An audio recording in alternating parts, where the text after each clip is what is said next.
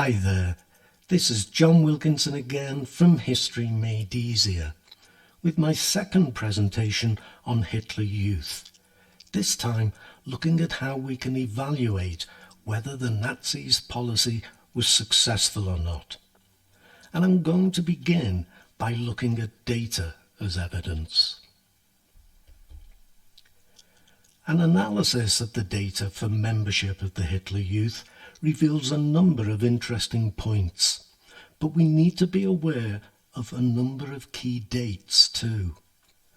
The Nazis closed down all other youth groups in 1933, except groups linked to the Catholic Church.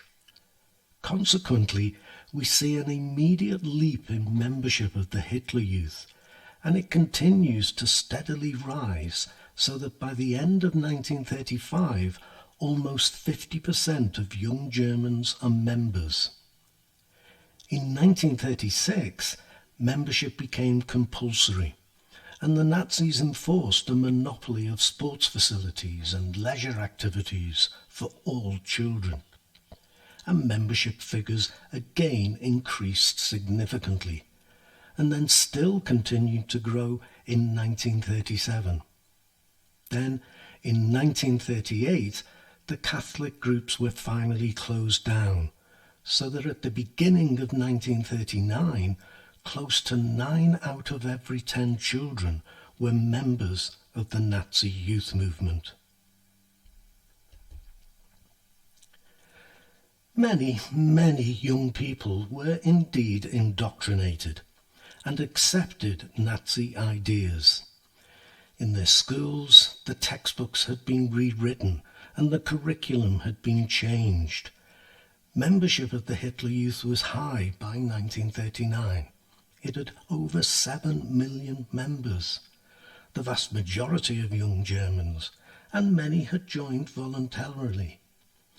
The Hitler Youth presented an image to many young people of Nazism as a dynamic and exciting movement, and for many it took over their social life. Sports, hiking and camping were all popular, and ultimately, after 1939, the vast majority of young Germans fought for Hitler. What the statistics don't tell us, however, is whether these children attended regularly or whether they were happy members. War changed the character of the Hitler Youth. It became even more militarized, and with that reduced its popularity. Something else that should be considered is the way in which the Hitler Youth brought tension into family life and weakened the influence of children's parents, as it was intended to do. A generation gap developed. On the one hand, were the children taught to be devoted to Hitler, prepared to make personal sacrifices for the good of Germany and to accept the Nazis' racial policies, and on the other, parents who, even if they supported Hitler, might see faults.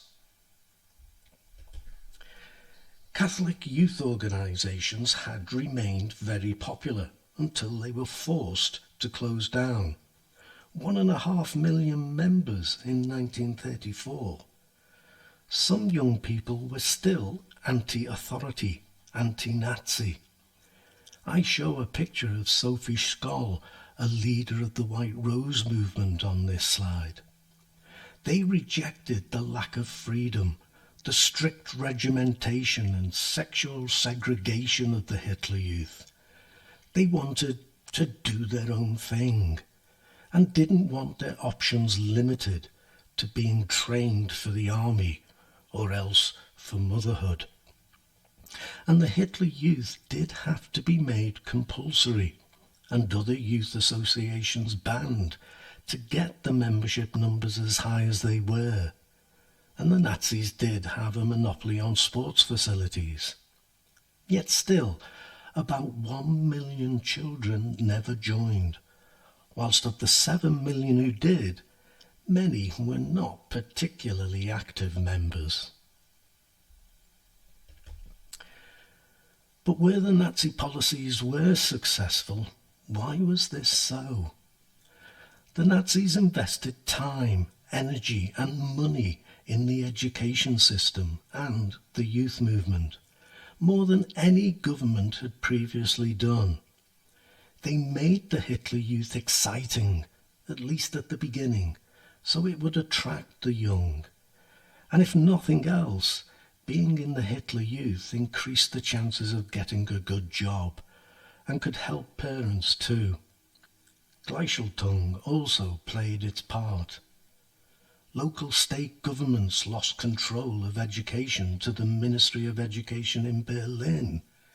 Teachers had to swear an oath of loyalty to Hitler and had to belong to the Nazis' Teachers' League. However, as a final thought on the success of the Hitler Youth, we should, on the one hand, consider the fact that young Germans fought for their Führer for more than 5 years of total war, and even when defeat was inevitable, they didn't rise up against the Nazis. Yet on the other hand, Nazism didn't survive its defeat. Yes, Germany and Europe generally today has to deal with neo-fascism or neo-Nazism, but West Germany, and now Germany, has been a model of republican democracy, and indeed a stable force at the heart of European unity. These are the kind of things we look at in more detail in tutorials, if you are up for that, exploring how we analyse thoroughly and evaluate carefully, all the time linking our work to past questions. Have a word with your parents if you're interested, and don't worry about the cost. I'm very happy to negotiate what your parents can afford. So, if you're interested, get in touch with me at historymadeeasier@gmail.com and we'll see if I have a slot available. But for now, let me thank you for listening and wish you the best of luck with your studies.